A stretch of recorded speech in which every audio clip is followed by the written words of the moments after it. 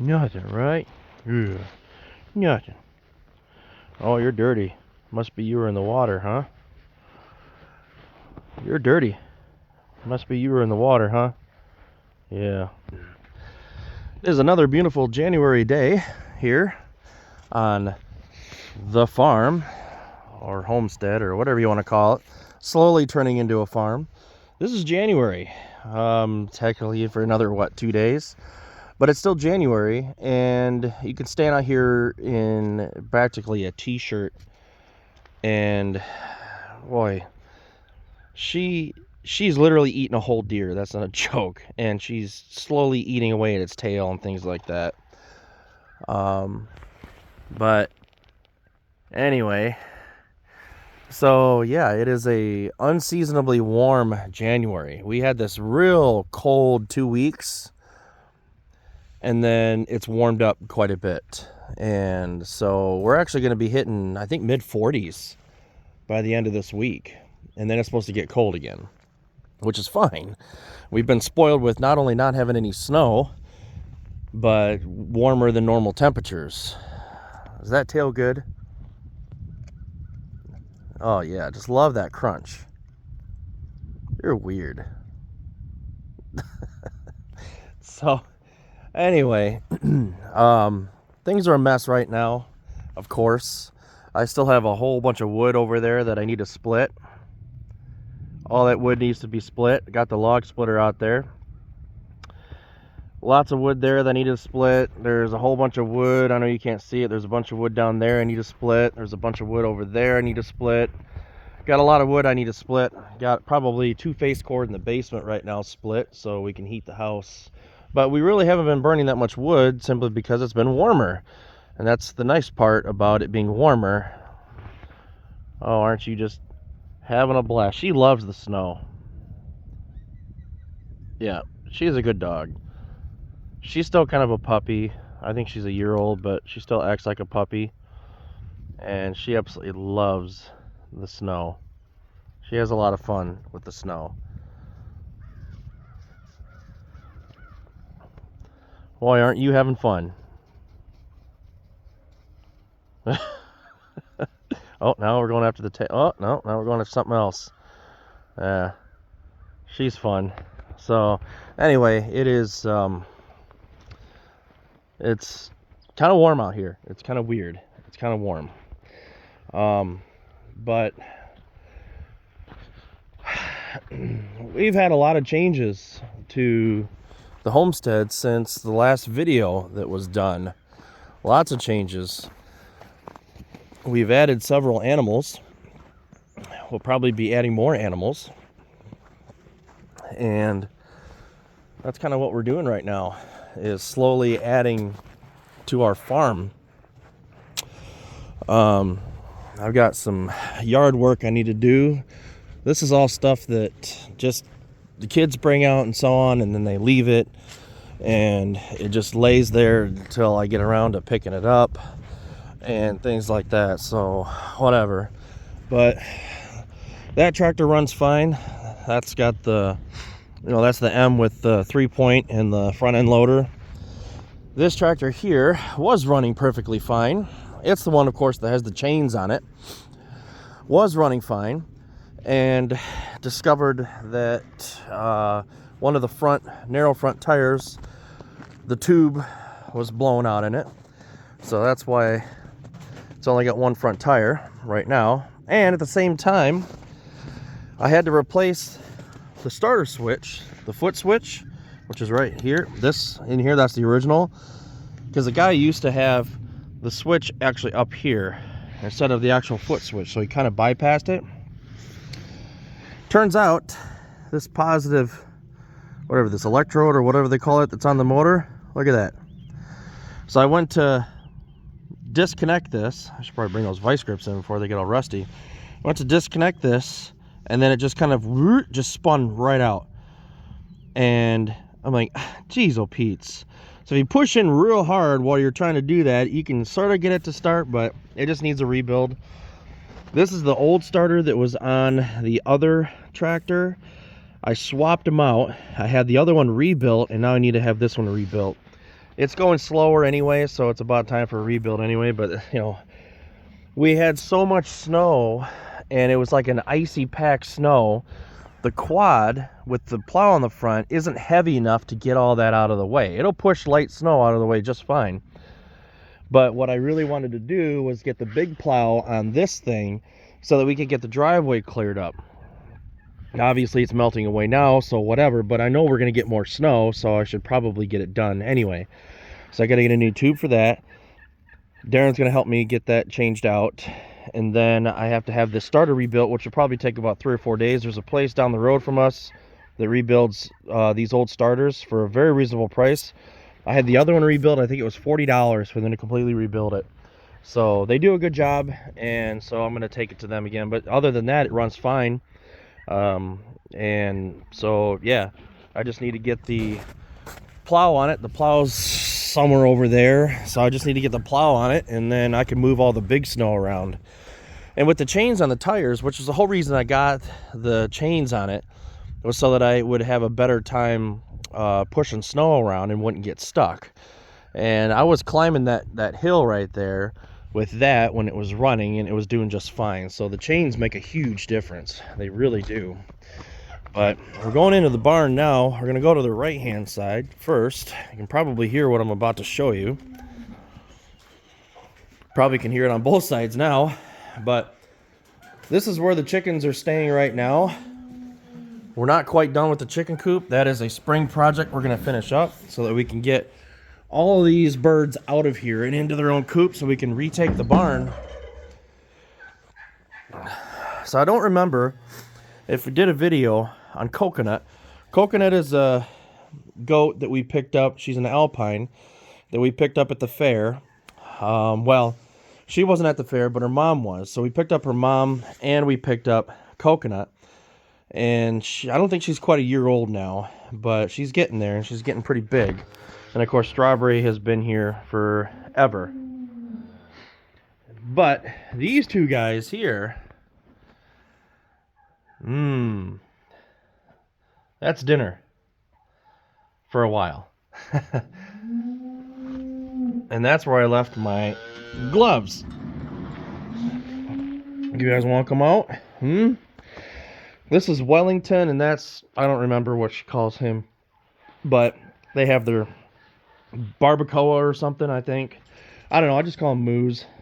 I don't really care. They're just called moos. But these poor guys just got castrated yesterday, and surprisingly, they're kind of normal. Although that one is kind of laying down, but this one here is way more energetic, has always been way more energetic, and I can tell by the way his rear legs are walking that he's not very comfortable right now. But Darren was nice enough to come over and help us with that. And yep, you're still lively, aren't you? Yep, you're still lively, aren't you? But these two here, when they grow up to be a certain age, I don't remember what it is, they will be sent off for slaughter. And yes, mister, I see you. And that'll be in probably a year or so, year and a half. But they're really, really good. They're really friendly. They're very big. And they're only, I think, about a month old right now. Month and a half maybe is all they are. They're really friendly. We really like them. And so this one's definitely the more energetic and the bigger one of the two. This one here is just a little bit smaller, but a little more laid back too. But he's really got a lot of energy. But this is where I left my gloves yesterday when we were doing castration. I'm surprised that neither of them decided they were going to eat these. So anyway, these two here, as I said, they're going to be on the dinner table here in about a year and a half or so. These are our first two cows that we've ever had. They're really fun. And yeah, you know, the hardest part, you know, if you have a farm where you have a bunch of cows that, you know, you regularly take off for the slaughter to turn into Big Macs, you know, you don't really think about it. It's just one of those things. And I don't think most people think about it. It's just one of those things. But for us, these are our first two, so it's probably going to be a little harder for us to take these in because they're just two unique cows. And I know all cows are unique, but they're two unique cows. They got their own personality, and you can sometimes get attached to them. So it'll be a little harder, but we understand that, you know, these two have a better life than most cows do who go off to the slaughter. I mean, they have their own pen to themselves. They have their own free range pen out there. They're going to have another free range pen that's even larger on the other side. So they're treated really well and they're fed really well.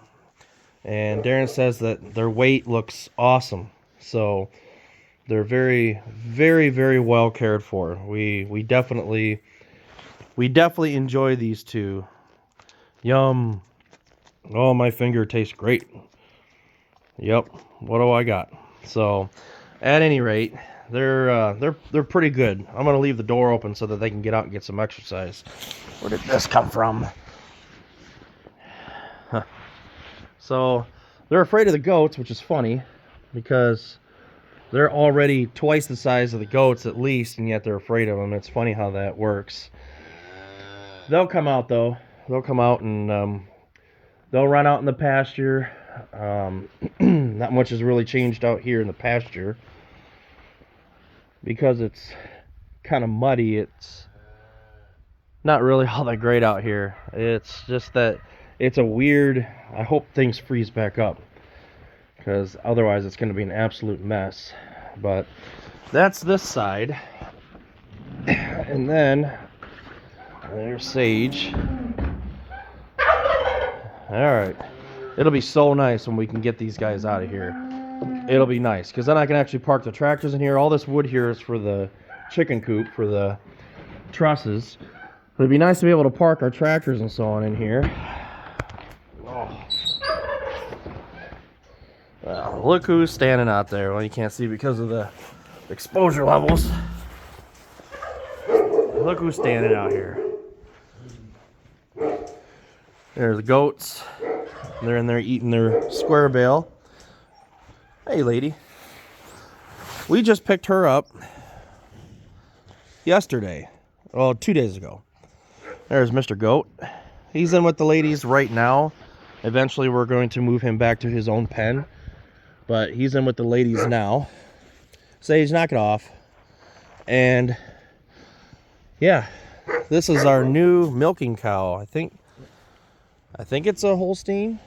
Maybe? I don't know. I don't know my breeds. I'm really ignorant when it comes to this right now because the cow thing is brand new to me.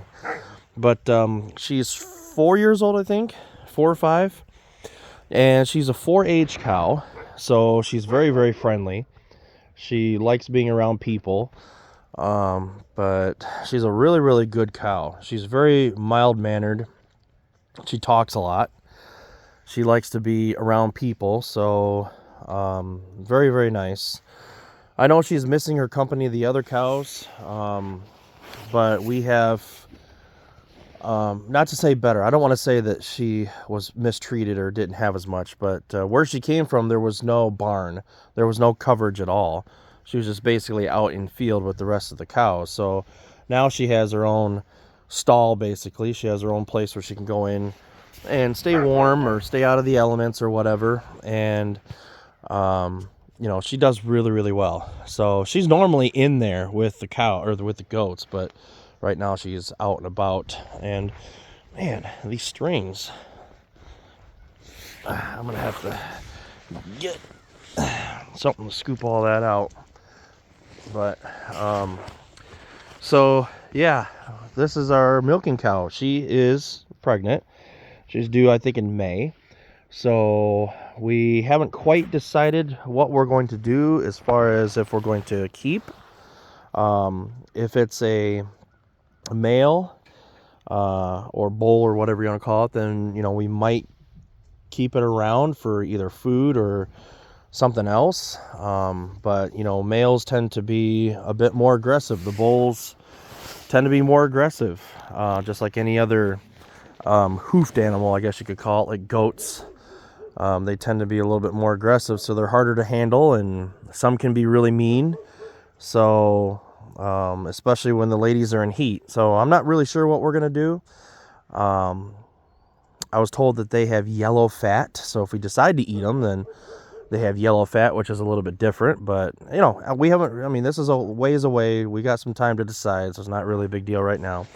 But she is our milking cow, so as soon as she has her calf, then she will be here for milk. And that's what Danielle has been wanting for the longest time, having an actual milk cow. Now, I've got a fresh bale of hay in the barn, and you want to be out here and get this stuff that's been torn to crap already by the goats and the cows. Whatever. Weirdo. So, she gets brushed a couple times a day. She likes being brushed, and again, she's a very, very friendly cow. So, we got very lucky when we found her, and we're hoping that, you know, she produces quite a bit of milk for us, because Danielle has lots of plans for things like cheese and right lady? I don't remember what her name is. Macy, maybe? I can't remember, honestly. So we just picked her up a couple days ago. There's a lot that I need to learn, and she's very, very friendly. Like I said, she likes to follow people around. She's a good cow, so we're very, very happy that we picked her up. And Sage likes to bark at literally everything. She barks at everything. I found this square bale. This is a square bale feeder. It's custom. Yeah, are you following me? You want to be on camera? It's a custom square bale feeder that was in the attic of the barn. So I got it out to get it all cleaned up, and I need to get it into the barn so it can dry out a little bit. Then you just drop a square bale right in the middle there, and they can get access to it without it falling all over the place. Now for her, we're actually getting a round bale feeder from Darren. Hopefully here in the next week or two, we're going to get a round bale feeder, and then we're going to get some round bales from him. And we'll put that feeder out here for her and the goats, so that they've got something that they can eat, and it won't be on the ground. Now, it's not on the ground on this side, because there are feeders, the stalls that are in here already have feeders set up for square bales, but not round bales. There's a feeder there, a feeder here. Every one of these has a feeder. So we put the bales up in the feeders. That way they're not walking and pooping and everything. But the other side of the barn has no feeders like this set up. So that's why I got that thing down, so that they wouldn't be eating stuff that's on the ground. But these two ladies are pregnant. I'm hoping for twins on each of them. This is Mrs. Goat. This will be her third, I think. Her third pregnancy. And then Olive is back there. You can't see her all that well. This will be her second. So we're hoping for twins out of at least one of them. There's Olive right there. So they're due sometime at the end of March, early April. And they're definitely getting wider. So we'll be seeing some babies here pretty soon, which we're pretty happy about. But yeah, there's a lot of work that needs to be done on this side. I've done videos on this before on my other channel, but we got to get all that cleaned out. This is all stuff that was left here from the previous owner. And I think what he did was he just took all the poop that was in the barn and just dropped it in here. It's become so hard that shovels can't get through it. So we need a loader or backhoe or something that can get in here and get all this out. But I have the door tied up so they can't get in there. But I have to do some work on the doors themselves. They need new trolleys, obviously. Same for this side. This side needs 2 new trolleys, and like I said, the door is all hung up so they can't get in there. But this side definitely needs some work. There's no doubt about it. And I think I'm going to steal that gate, and I'm going to use it out front, that small gate. I think I'm going to. Anyways, so yeah, we have a lot of work to do here. I mean, there's a lot of work, but we're blessed to have this setup. We just haven't had the time or the money to really come out here and deal with it. But as we increase our livestock, we're definitely going to have to deal with it. Right, Mr. Goat? Well, your horns are getting pretty long. You're not as big our other goat, Mango, we got rid of him. He was way too aggressive. You'd be in the same room as him, and he'd be really, really aggressive. Whereas this is Mr. Goat. He's very docile, comparatively speaking. Extremely docile. Right, Mr. Goat? Yeah, you're a good goat. He's very mild-mannered. He's a good goat. So no one's afraid to be in the stall with him because he won't push you around. Whereas Mango, on the other hand, you couldn't even get near him and he would start charging you and so on. He's very aggressive. And I was the only one, and even me, I was having a hard time taking control of him simply because he was so aggressive. But